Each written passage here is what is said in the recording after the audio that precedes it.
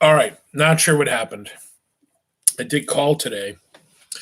One of the things that they said is making things difficult for the internet at this time of the year. This is typically a difficult time of the year for internet connections because, believe it or not, when the temperature gets warm, cold, warm, cold, warm, cold, the copper wires inside of the cables that run everything stretch, contract, stretch, contract, stretch, contract. So that's one of the reasons this time of the year there's a lot more internet problems than there are at other times of the year, on top of the fact that every single person in the world, including my cat, is now on the internet. So let's get back to reading. Sorry about that. Jurgis got a note, hey, give my buddy Jurgis a job. Even though he got blacklisted before, give him a job. So it looks like Jurgis is going to be able to get a job.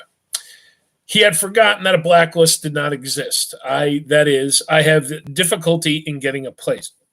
He stammered. What was the matter? I got into a quarrel with a foreman, not my own boss, sir, and struck him. I see, said the other, and meditated for a few moments. What do you wish to do? He asked. Anything, sir. Only I had a broken arm this winter, and so I have to be careful. How would you suit being a night watchman? That would do, sir. I have to be among the men at night. I see. Politics. Well, would it suit? That wouldn't do, sir. I have to be among the men. I see. Politics. Well, would it suit you to trim hogs? Yes, sir, said Jurgis. So Mr. Harmon called the timekeeper and said, take this man to Pat Murphy and tell him to find a room for him somehow. And so Jurgis marched into the hog killing room, a place where, in the days gone by, he had come begging for a job. Now he walked gauntly and smiled to himself. Seeing the frown that came from the boss's face as the timekeeper said, Mr. Harmon says to put this man on. It would overcrowd his department and spoil the record he was trying to make. But he had said not a word except, all right. And so Jurgis became a working man once more, and straightway he sought out his old friends and joined the union and began to root for Scully Doyle. Doyle had done him a good turn once, he explained, and he was a really bully chap. Doyle was a working man himself and would represent the working men. Why did they want to vote for a millionaire Sheeny? And what the hell had Mike Scully ever done for them that they should back his candidate all the time? And meantime, Scully had given Jurgis a note to the Republican leader of the ward, and he had gone there and met the crowd he was to work with. Already they had hired a big hall with some of the brewers' money, and every night Jurgis bought a dozen new members of the Doyle Republican Association.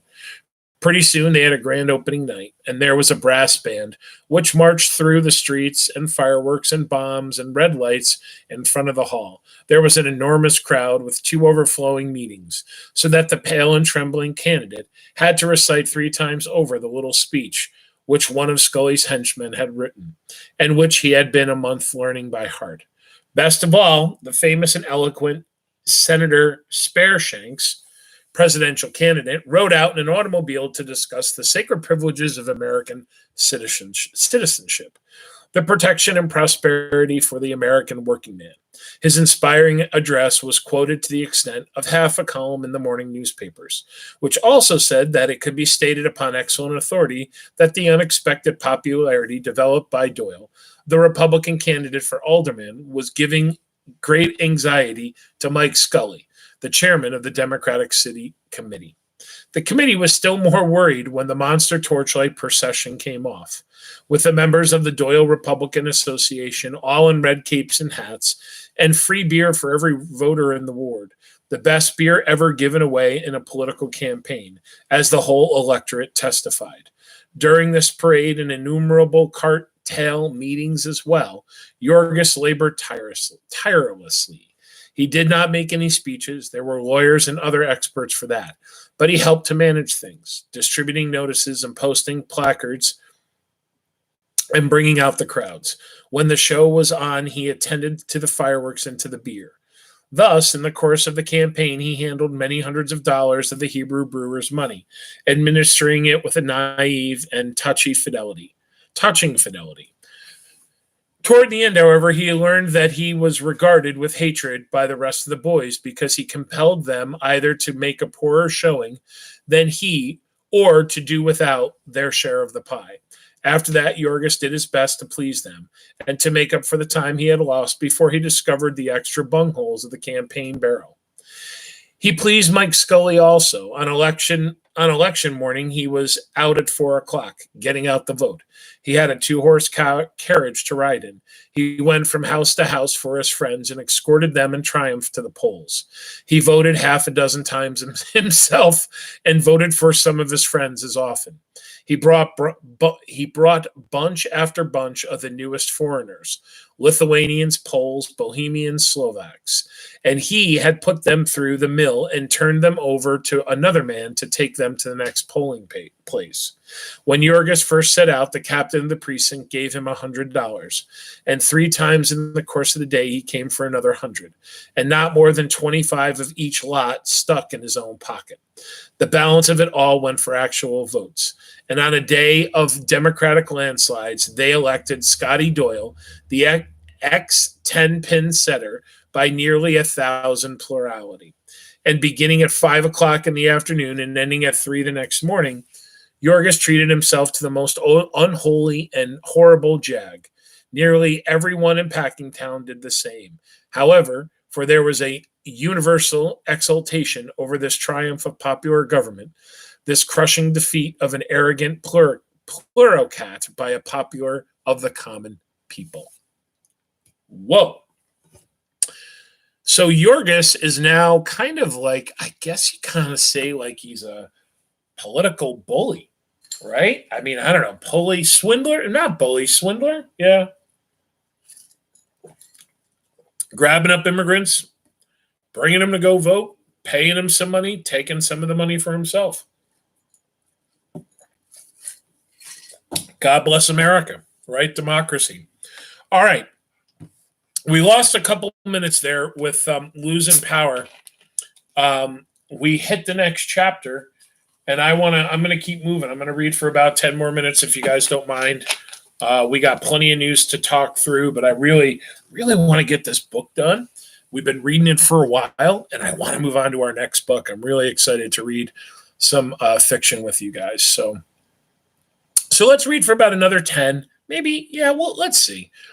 And we'll find a good stopping point, and then we'll do our news. Unless you guys have more pressing things to do. Anyway. After the elections, Jurgis stayed on in Packingtown and kept his job. The agitation to break up the police protection of criminals was continuing, and it seemed to him best to lay low for the present. He had nearly $300 in the bank. He might have considered himself entitled to a vacation, but he had not an easy job, and the force of habit kept him at it. Besides, Mike Scully, whom he consulted, advised him that something might turn up before long. Jurgis got himself a place in the boarding house with some congenial friends. He had already inquired of Annelle and learned that Elizabeth and her family had gone downtown, and so he gave no further thought to them.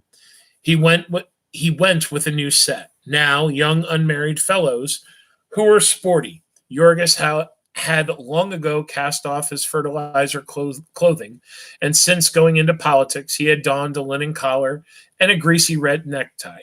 He had some reason for thinking of his dress, for he was making about $11 a week. 2/3 of it he might spend upon his pleasures without ever touching his savings. Sometimes he would ride downtown with a party of friends to the cheap theaters and the music halls and other haunts with they were familiar. Many of the saloons in Packingtown had pool tables and some of them bowling alleys, by means of which he could spend his evenings in petty gambling. Also, there were cards and dice. One time, Jurgis got into a game on Saturday night and won prodigiously. And because he was a man of spirit, he stayed in with the rest and the game continued until late Sunday afternoon. By the time he was out over $20. On Saturday nights, also, a number of balls were generally given in Packingtown. Each man would bring his girl with him, paying half a dollar for a ticket, several dollars additional for drinks on the course of the festivities, which continued until 3 or 4 o'clock in the morning, unless broken up by fighting. During this time, that's either the bar is going to close or people are going to beat the crap out of each other. That's how we know when to go home. Sounds like a real Chicago thing. During all this time, the same man and woman would dance together, half stupefied with sensuality and drink. Before long, Jurgis discovered what Scully had meant by something turning up. In May, the agreement between the Packers and the unions expired, and a new agreement had to be signed. Negotiations were going on, and the yards were full of talk of a strike. The old scale had dealt with the wages of the skilled men only and of the members of the meat workers union. About 2/3 of them were unskilled men. So remember, this year we talked about skilled workers in unions versus unskilled workers, how they're paid different, how they're treated different. Same thing today. Sorry. In Chicago, these latter were receiving, for the most part, 18.5 cents an hour, and the unions wished to make this the general wage for the next year. It was not nearly so large a wage as it seemed. In the course of the negotiations, the union officers examined time clocks to the amount of $10,000, and they found that the highest wages paid had been $14 a week, the lowest $2.05, the average of the whole $6.65. And $6.65 was hardly too much for a man to keep a family on, considering the fact that the price of dressed meat had increased nearly 50% in the last 5 years, while the price of beef on the hoof had decreased as much, and it would have seemed that the Packers ought to be able to pay it. But the Packers were unwilling to pay it. They rejected the union demand, and to show what their purpose was, a week or two after the agreement expired, they put down the wages of about 1,000 men to 16.5 cents. And it was said that Old Man Jones had vowed he would put them to 15 before he got through. There are 1.5 million men in the country looking for work, 100,000 of them right in Chicago. And were the Packers to let the union stewards march into their places and bind them to a contract, that would lose them several $1,000s a day for a year. All of this was in June, and before long the question was submitted to a referendum in the unions, and the decision was for a strike. It was the same in all the packing house cities. Suddenly the newspapers and public woke up to the fact that the gruesome spectacle of the meat famine. All sorts of pleas for a reconsideration were made, but the Packers were obdurate, and all the while they were reducing wages and heading off shipments of cattle and rushing into wagon loads of mattresses and cots. So the men boiled over, and one night telegrams went out from the union headquarters to all the big packing centers: St. Paul, South Omaha, Sioux City, St. Joseph, Kansas City, East St. Louis, and New York. And the next day at noon, between 50 and 60,000 men drew off their working clothes and marched out of the factories the great beef strike was on. Jurgis went to his dinner, but afterwards he walked over to meet Mike Scully, who lived in a fine house upon a street which had been decently paved and lighted for his especial benefit. Scully had gone into semi-retirement and looked nervous and worried. "What do you want?" he demanded when he saw Jurgis.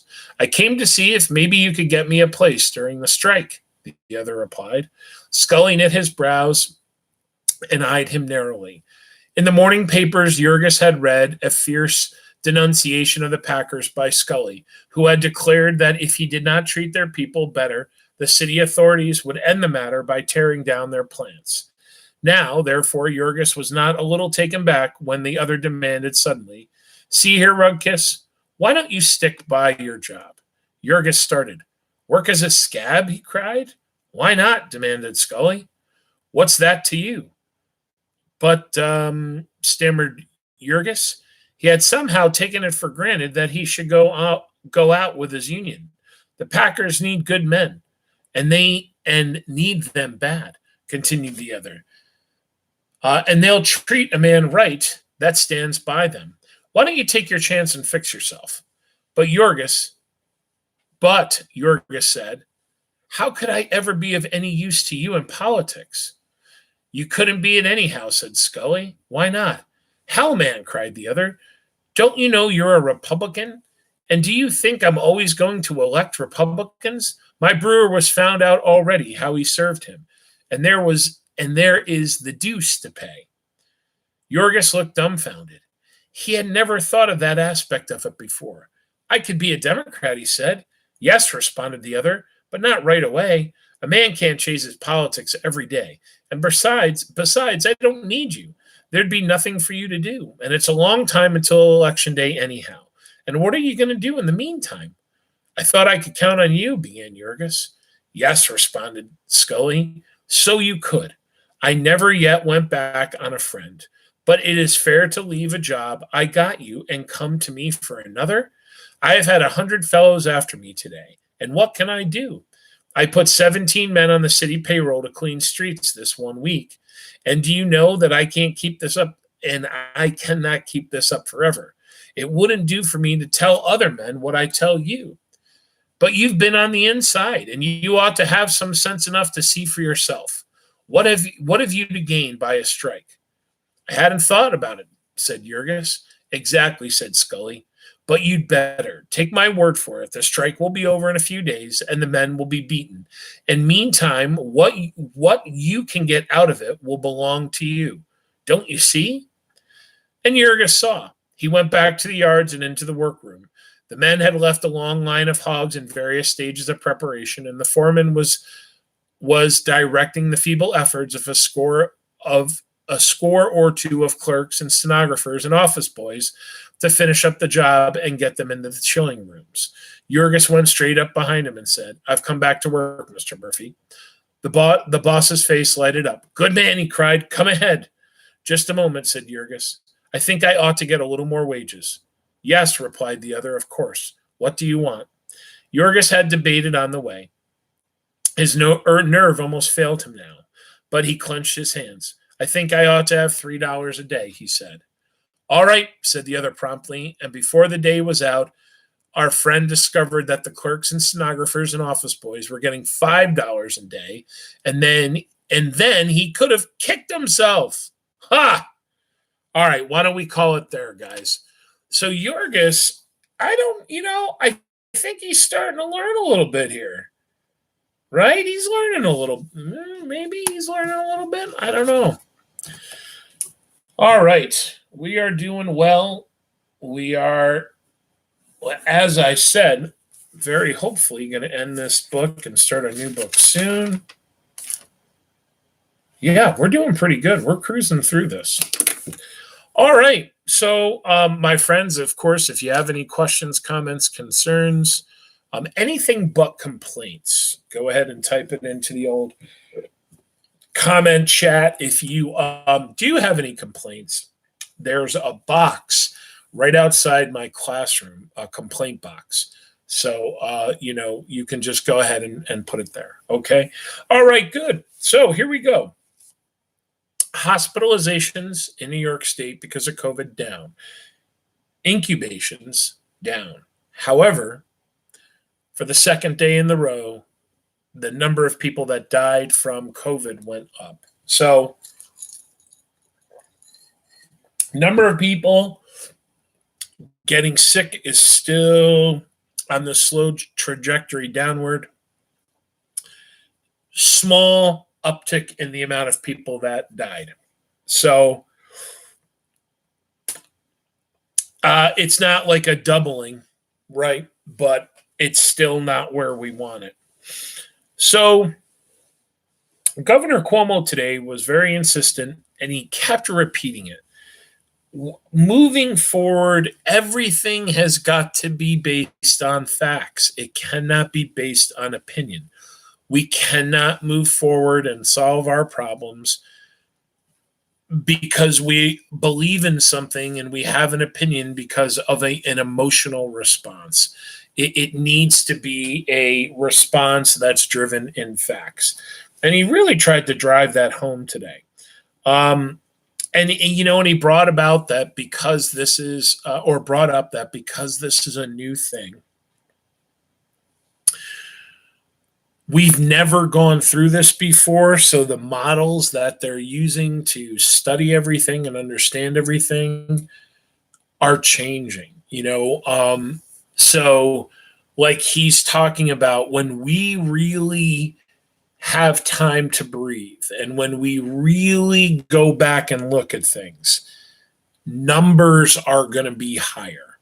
The one thing that he said they really aren't able to do right now is to accurately track the amount of people that were sick from COVID and died at home. So people that are getting sick, that are treating themselves, that are not going to the hospital, people that are dying at home.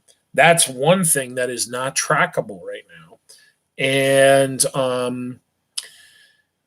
there were just people. So now he said that this thing could have actually been in New York, Chicago, LA, bigger cities, maybe as far back as November, like mid-November. So Thanksgiving, this thing was around and people were dying of it back then.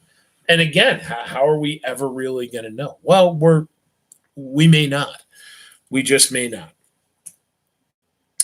But he kept talking about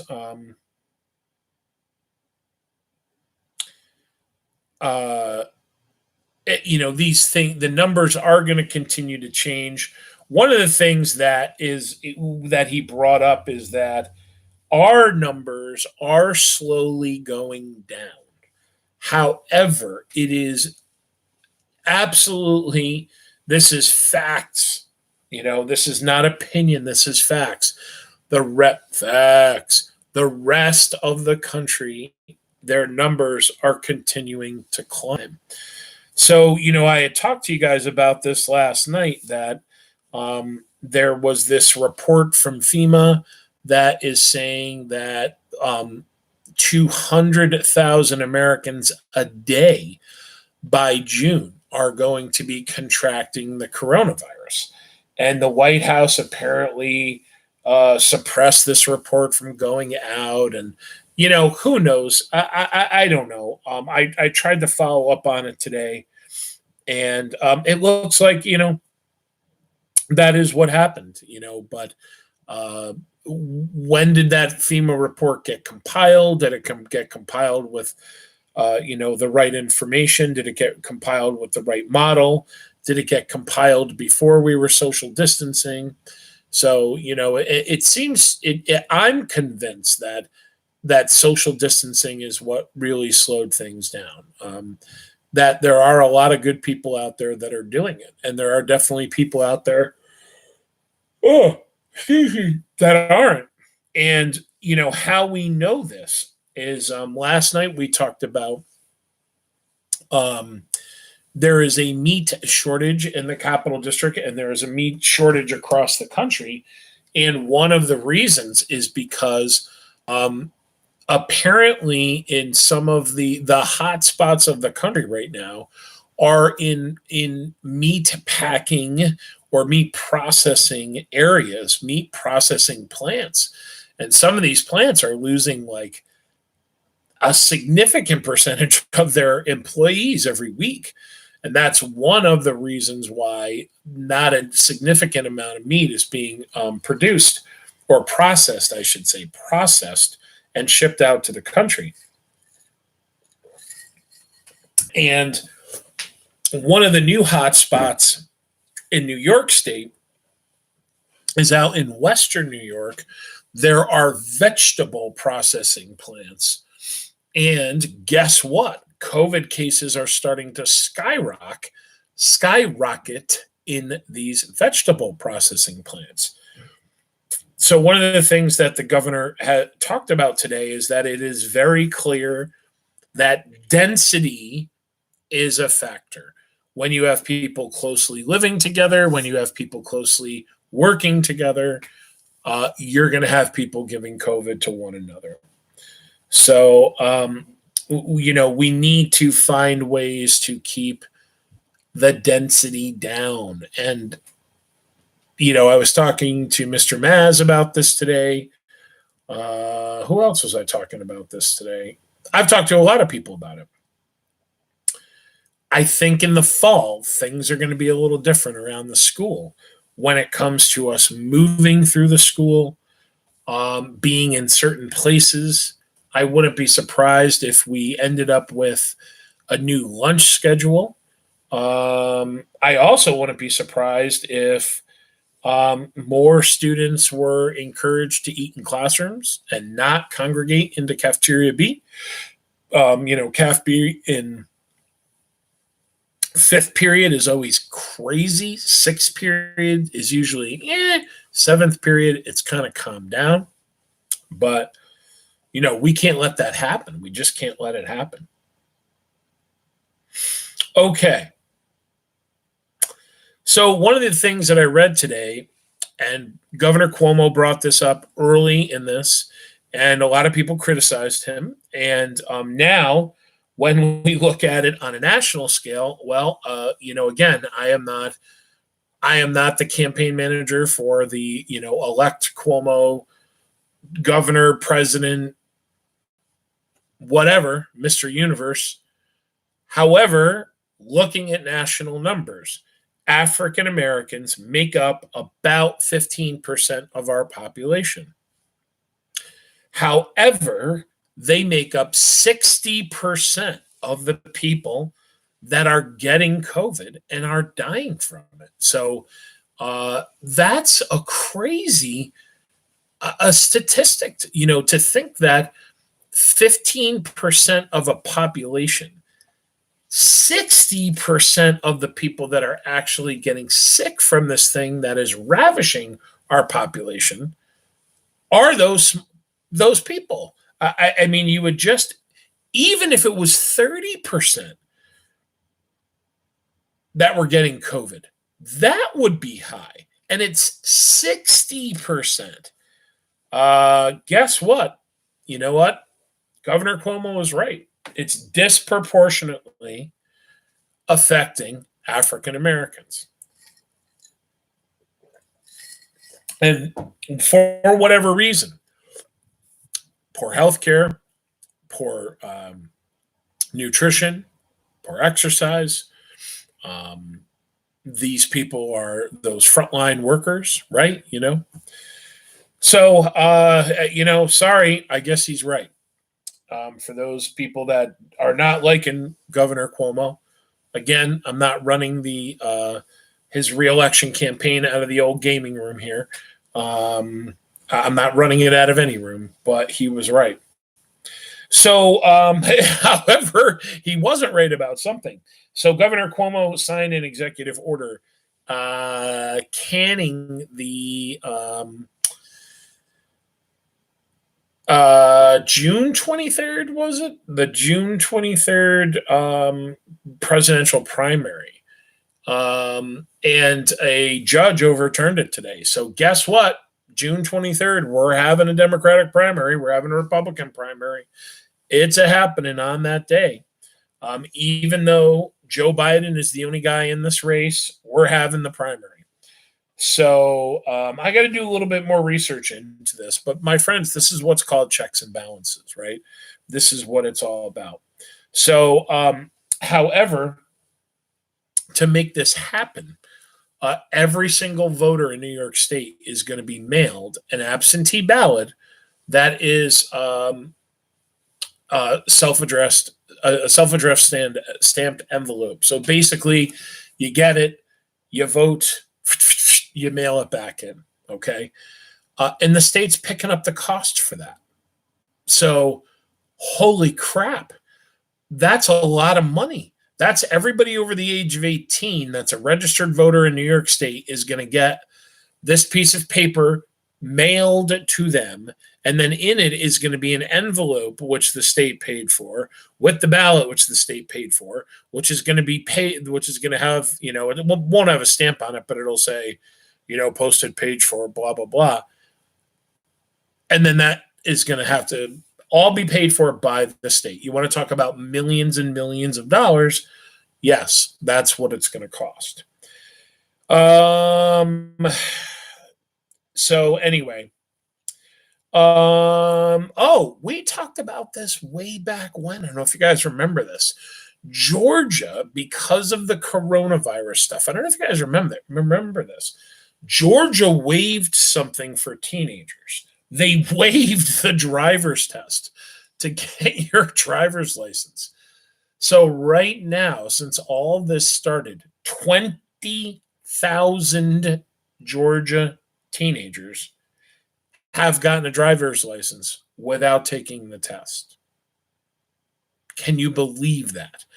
20,000 new drivers on the road, and they never took a driver's test. I want to know what the insurance companies down in Georgia are thinking. Because I wonder if they could legally. I wonder if they could legally charge a higher rate for people that got the license without having to take the test. I wonder if they could. Maybe. Some states, and Georgia might be one of them. Some states, you when you get car insurance, it's for you, the driver. So it doesn't matter what vehicle you're driving, you're insured.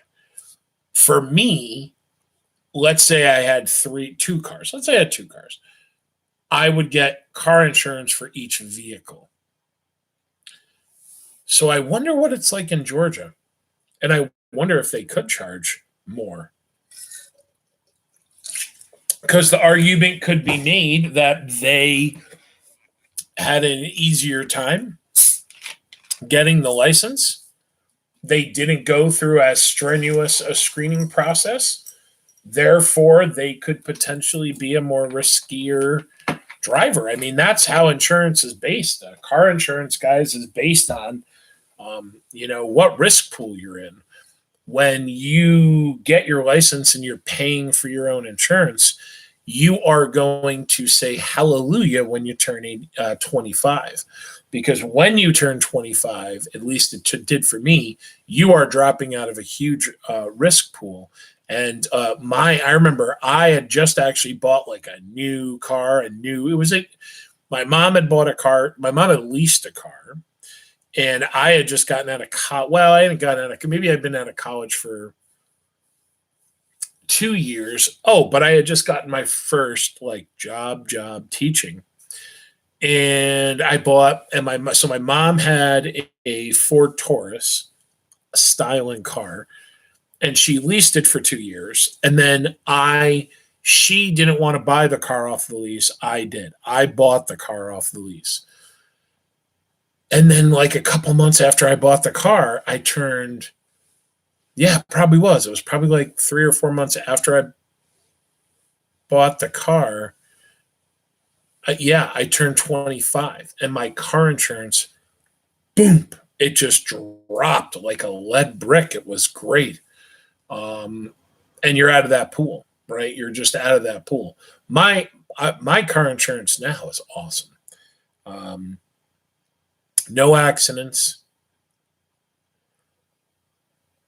in a long time, and no tickets in an extremely long time. So stay off those tickets.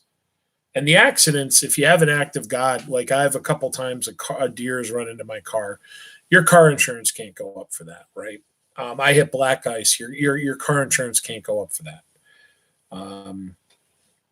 But anyway, so that's interesting though. 20,000 new teen drivers, and they didn't have to take a driver's test. Woof. Okay, so I've got a really cool story to talk to you about. I'm going to save it for last. So it's been reported over the last 2 days that the coronavirus task force is being broken up, and it's going to be ended. It's going to be ended in early June. Well, now the Donald is saying that it is not. It is going to be reformed. Yes, it's going to be reforming. So I don't know what that means. Reforming. Is it like a transformer? Is that what's going to happen? They're going to like, how transformers make that noise. Maybe that'd be cool to watch, right? But so maybe they're going to just shuffle around and change clothes or props or something like that. But I guess in June, the White House task force is reforming.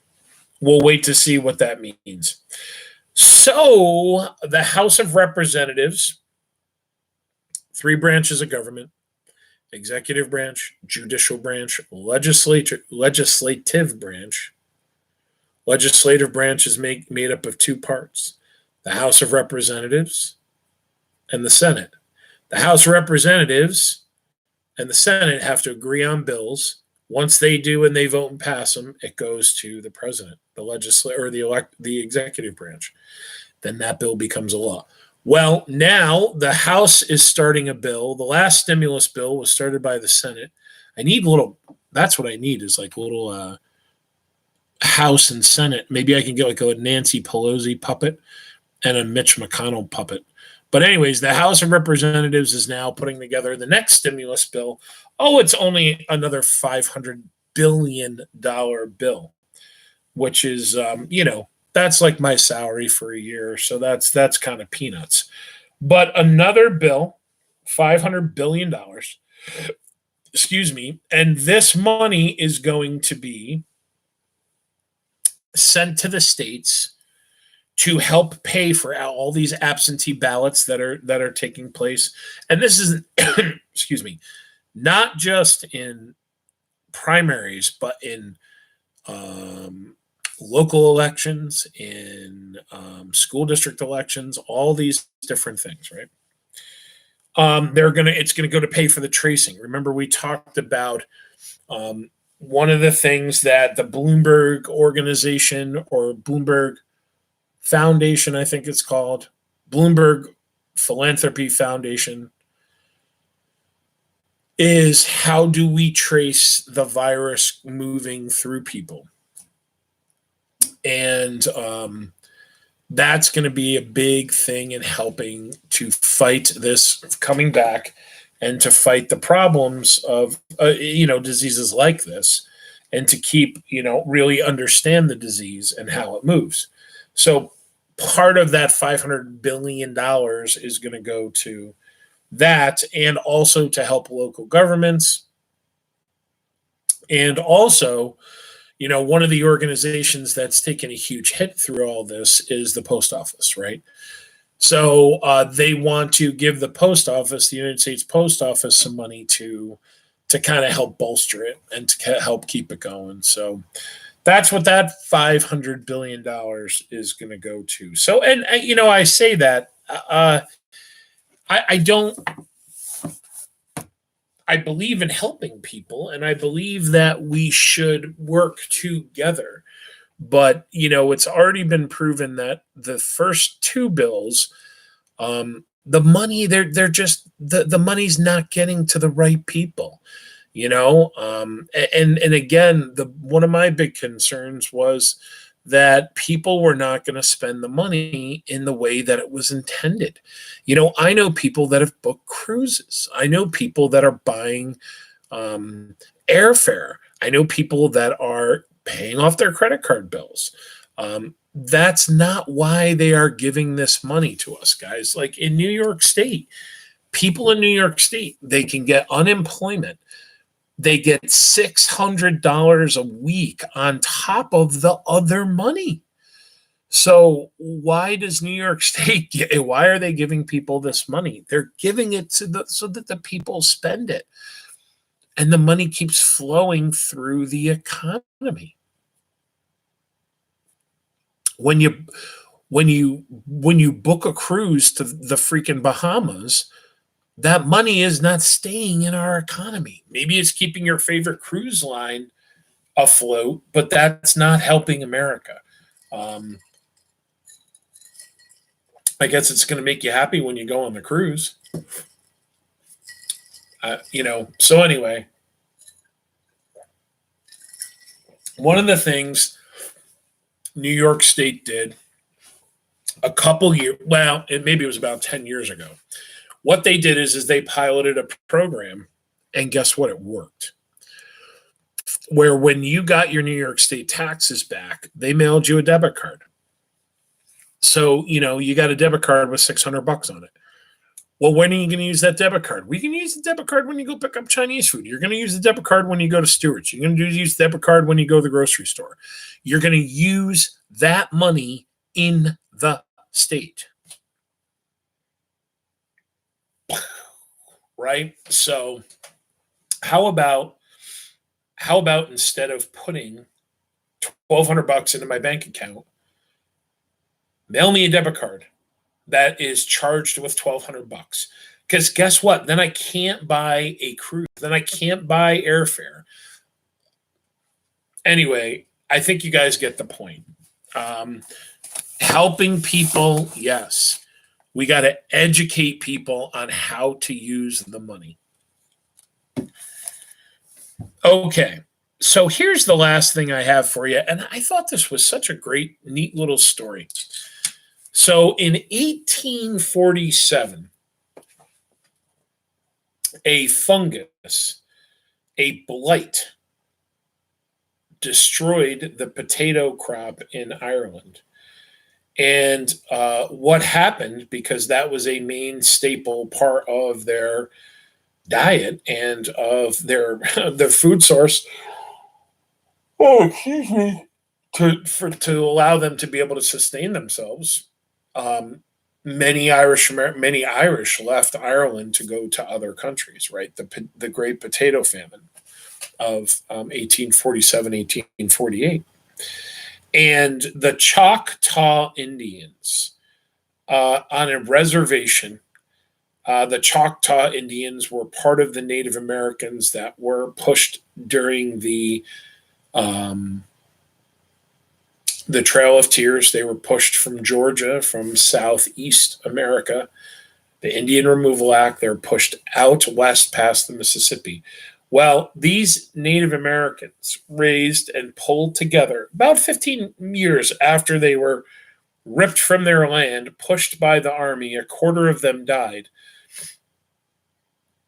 They're pushed out to this land west of the Mississippi onto reservations, though they weren't technically called reservations yet. Anyway, so they pooled money, $170, which back then was probably worth thousands and thousands of dollars today. And they sent this money to Ireland to help feed people in Ireland. So these Native Americans who were had their land taken away from them, pushed out 1,000-something miles away from their homeland. A quarter of them died on the trip. Now, and they collect all this money and they send it to Ireland.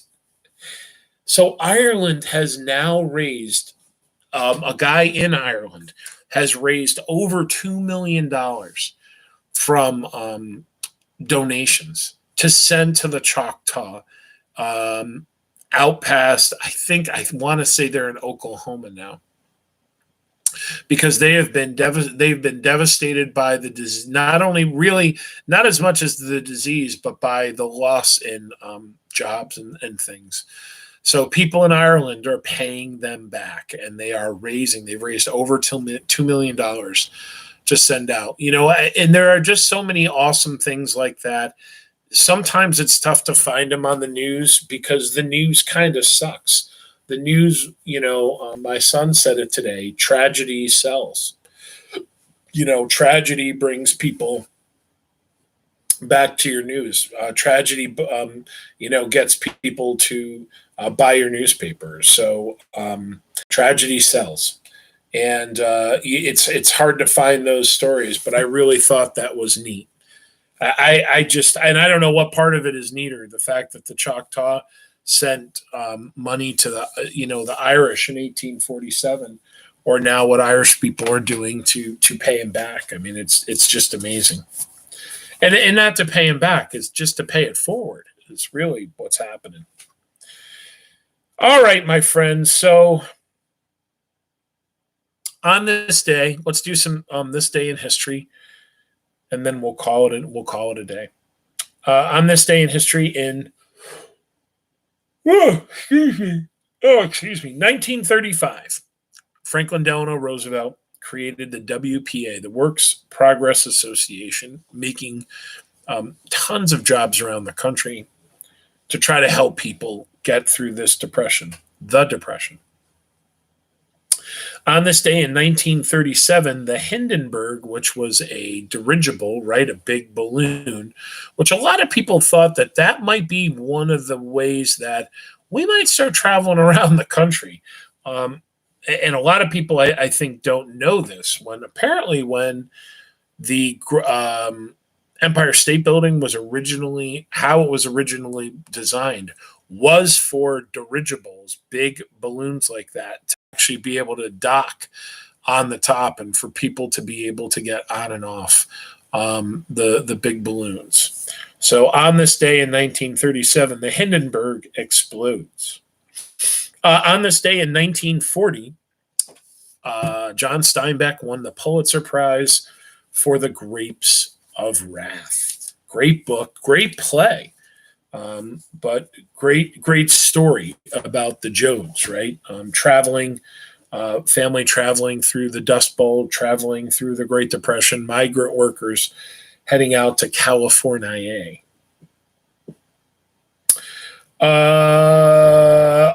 I thought this was kind of a cool one. On this day in 1954, Roger Bannister ran the first 4-minute mile. So for a very long time, people believed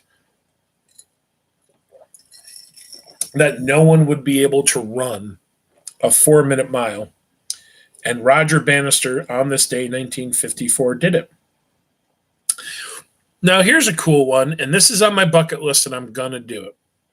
In 1994, on this day, something opened 31 miles long,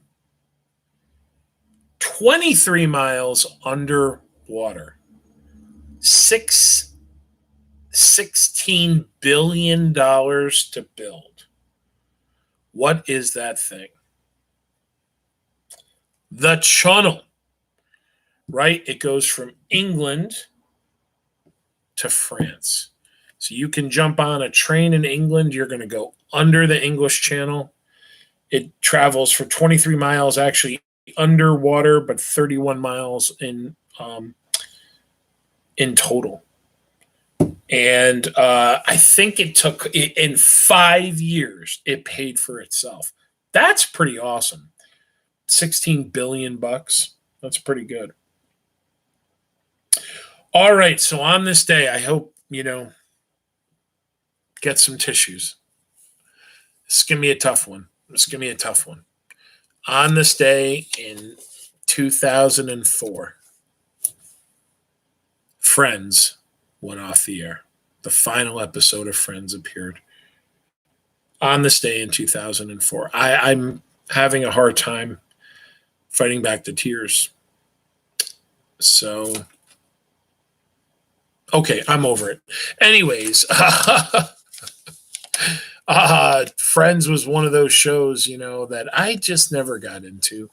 A lot of people I knew, liked it, and I'm not gonna lie, I watched it and I would laugh, but I just didn't get into it. I wasn't a big Seinfeld fan. My dad loves Seinfeld. Again, I would watch it. I thought it was funny, but it just wasn't my thing. Just wasn't my jam, as they say, as the young kids say. Well, all right, my friends, another night. Great reading done. We are cruising. Jurgis has got $300 in the bank, right? Jurgis is a styling dude. He's got some money. He's got a job. He's got a bank account. Let's see what happens to Mr. Jurgis here. But keep running that marathon, guys. Don't sprint. Run the marathon. Exercise your mind. Exercise your body. get outside, right? Get outside. Besides us reading a book, you guys could read a book on your own too, right? Paint, do something creative, right? And if you didn't get a chance, go out and YouTube the Parks and Rec special that I don't know if you guys saw that. The Parks and Rec cast reunited last week and they did a special. Really, really neat, really touching special. I don't know how many of you guys are familiar with that show, but I actually, one of my favorite characters on the show is John Raffio, who is what's his name's oh God, what the heck is the guy's name?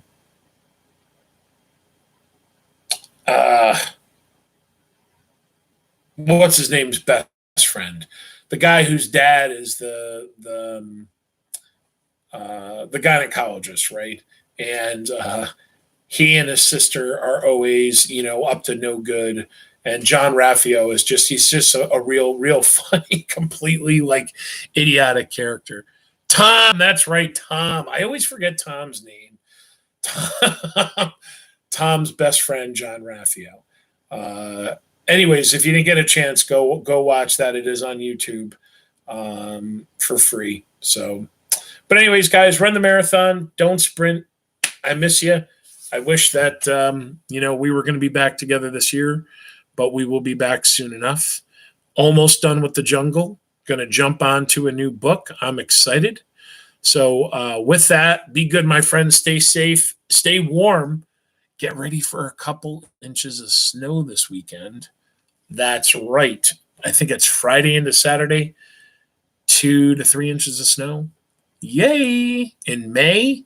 Yay. All right. Be good, my friends. See you tomorrow.